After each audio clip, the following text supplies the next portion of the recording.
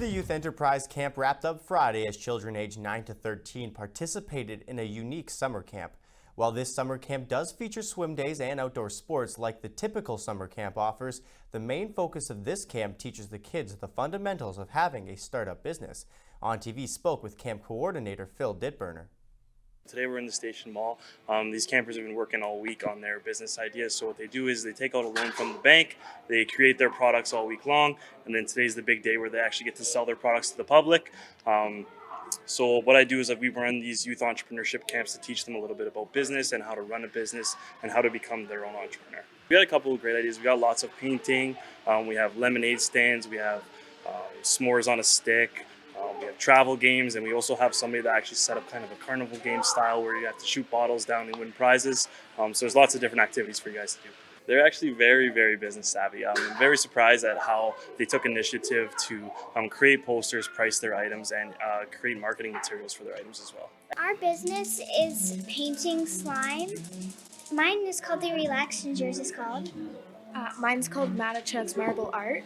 Well, I like to have a business because then I feel like I've completed something or accomplished something, and it's really fun to make the things that I'm selling.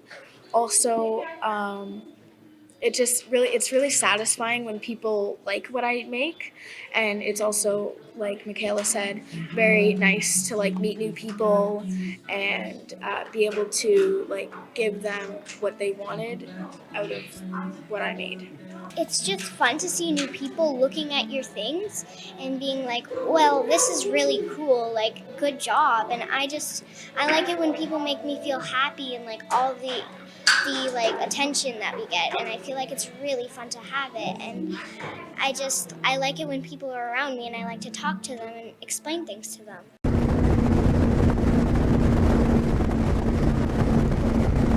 Approximately 20 speedboats took to the water Saturday morning as a part of the 4th annual Sault Ste. Marie Poker Run.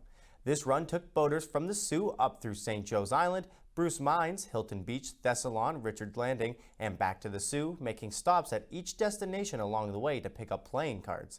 The person with the best poker hand at the end of the day wins a cash prize. On TV was there to check out the action. You know what, there's an energy on that day like nothing else I've ever seen. When you take all of these performance boats and you start them up simultaneously, 9:45 a.m., it's loud, it's vibrant, it's energetic, and everybody's ready to go. Well, when we ran our very first poker run, we had 44 boats, and the boats those years ran 62 miles per hour. Today, the boats are running over 200 miles an hour. We had some 35 to 40 boats the first event. Second event, we ended up having 70 automatically. We created a magazine way back in the 90s, and it was called Poker Runs America. And what it did is it fueled the events. It just built the events up, and everybody ended up getting involved in it. For us, it's a great body of water to ride on. The scenery are unbelievable, and it's a really nice ride for those kind of boats on that river.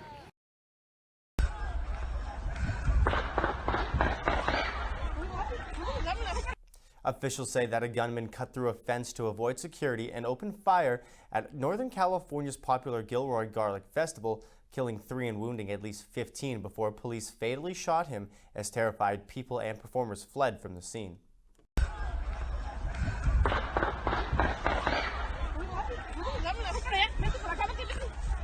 There were reports of shooting on the north side of the Garlic Festival. Officers were in that area and engaged the suspect in less than a minute. The suspect was shot and killed. It just started popping off like fireworks. It sounded like firecrackers. That's what I thought it was. I had no idea until he grabbed me and he started pulling me and telling me that's gunfire. We need to get out of here. Go, run. I saw this guy that was that looked like it was a sheriff, and I thought he hit the trigger by accident, right? But when I saw him loading the gun and pointing at everybody, that's when I knew he was in the police.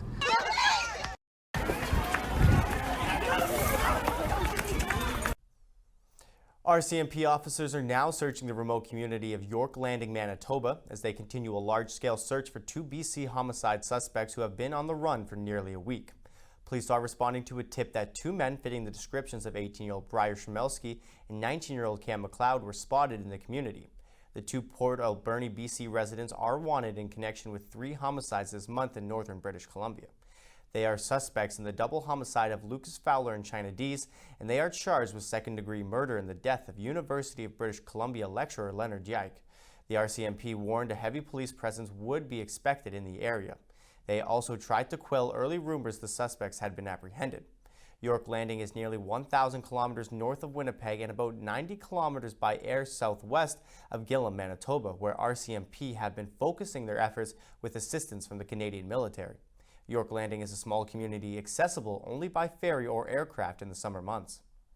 So the search for Cam McLeod and Briar Schmelski continues, and we can now confirm that there have been 2 established and corroborated sightings of the suspects in the Gillam area. These sightings were prior to the discovery of the burnt-out vehicle. There have also been no reported stolen vehicles that could be attributed to the suspects. At this point in the investigation, we believe they are still in the area. Manitoba RCMP has deployed a significant amount of resources to the Gillam area, including our emergency response team, our crisis negotiation team, police dog services, and air services assets. The RCMP Major Crime Unit is involved, as well as the RCMP's North District and RCMP resources from other provinces. Our officers have conducted detailed and thorough searches of potential areas of interest, and these searches continue. Over the last 48 hours, we have received over 80 tips, and we continue to ask the public to remain vigilant for Cam McLeod and Briar Schmelski. If they are spotted, do not approach, call 911 or your local police immediately. This is very challenging terrain. This is a large area. There's lots of dense bush, forest, swampy areas, so it is very challenging.